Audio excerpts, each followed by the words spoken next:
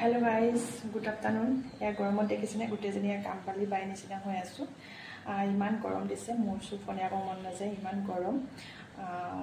তাৰ পিছত আপোনালোকে ৰান্ধা বাঢ়া কৰিলেনে? এয়া মই ৰান্ধা বাঢ়া কৰিব লৈছো। কৰি আছো লাহে লাহে।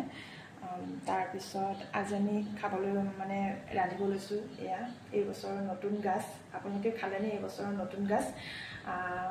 মই বৰ ভাল পাওঁ দালিত মই পাতলা পাতলাকৈ কাটিও ভাল পাওঁ আৰু খাৰ দি ভাজিও মই ভাল পাওঁ তেনেকৈ খাইও ভাল পাওঁ আৰু আপোনালোকে কিহৰ লগত খাই ভাল পায় মোক কমেণ্ট কৰিব দেই আৰু যোৱা বছৰৰ গাছ মই টেঙা কৰি ৰাখিছিলোঁ ৰোৱা কচু দি মই টেঙা গাছৰ দি মই বনাইছোঁ আৰু ইয়াৰ মই আগটো খাৰ দি পাতলা পাতলাকৈ কুটি ভাজিম বহুত ভাল পাওঁ খাই আপোনালোকে কেনেকৈ খাই ভাল পায় কিদৰে খাই ভাল পায় কমেণ্ট কৰিব নাপাহৰিব এয়া দেখিছেনে